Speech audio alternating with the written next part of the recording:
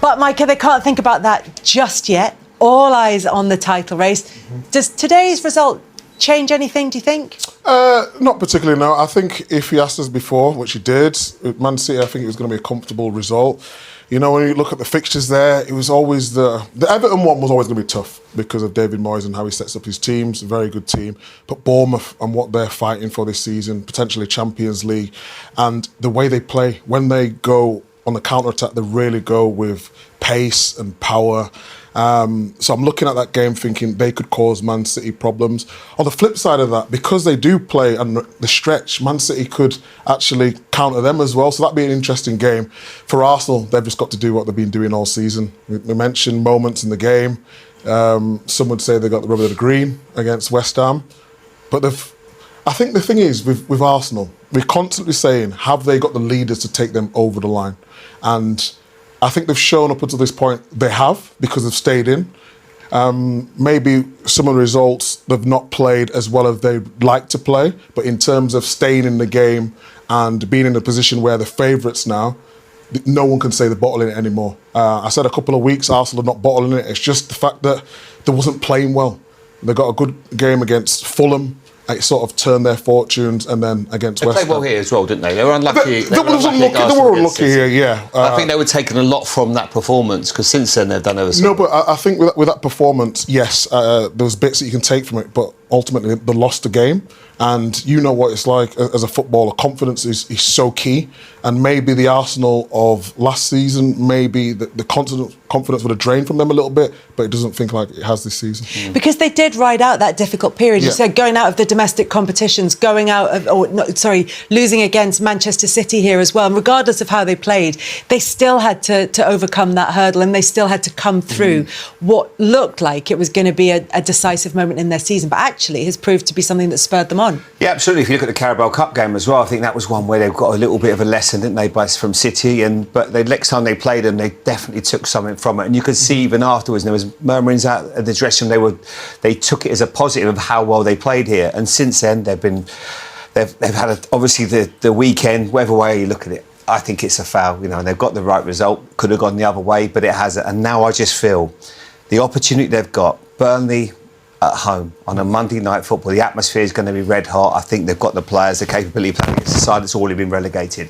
Then you're playing Crystal Palace to have a cup final, a big European cup final a few days after that last day of the season. So things have not fallen in their favour. They deserve this. They deserve to get that to this point. And they've had to work so hard. And you can only imagine the emotion every time he's probably watching the game tonight, Mikel Arteta, seeing how they're playing, looking at the team beforehand, thinking, OK, we might have a chance here.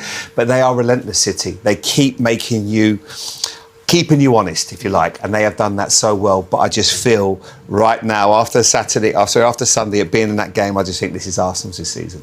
Pep Guardiola did everything he could to keep his squad fresh. He made big changes for this game, 6 of them in the starting 11, including the inclusion of Phil Foden and the return from injury of Josko Gvardiol. And both of them were with Patrick Davison.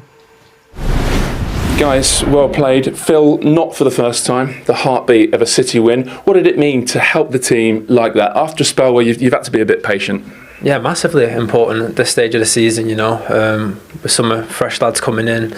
Obviously Josko as well, first game back in a long time. So, yeah, we was all excited to play and I'm ready. And, yeah, like I said, it's a massive game and it was a must-win game, so I'm really happy. Josko, great to see you back. I have to say, it was a bit of a surprise to see your name in the starting lineup, just because someone coming back from an injury like that, they normally get eased in a bit more.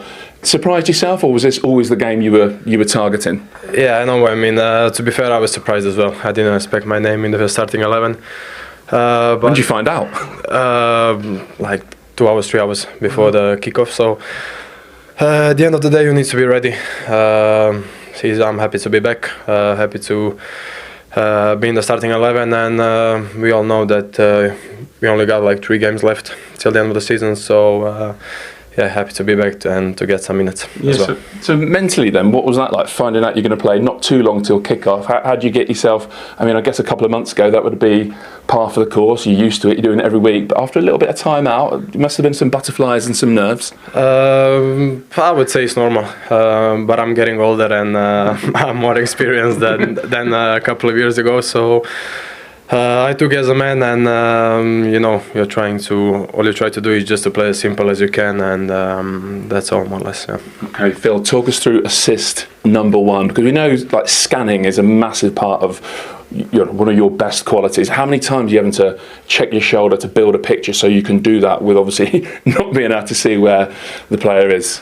Yeah, I checked a few times before receiving the ball, and I seen Ant make a good movement, and it's one of them. Sometimes it doesn't come off, but sometimes the risk is worth trying, and yeah, very delighted that it came off and we scored from it. Yeah, sometimes it doesn't come off, but it must have felt great that it did. Yeah, obviously buzzing to contribute to a goal and yeah, help the lads get 3 points, which is the most important. Josko, it's a magic moment. And did you feel at that time like the team and the stadium needed it? I don't know if that kind of West Ham Arsenal game on Sunday kind of knocked the stuffing out of everyone, but just for half an hour till Phil's moment, it kind of felt like it just needed something, and obviously this guy delivered it.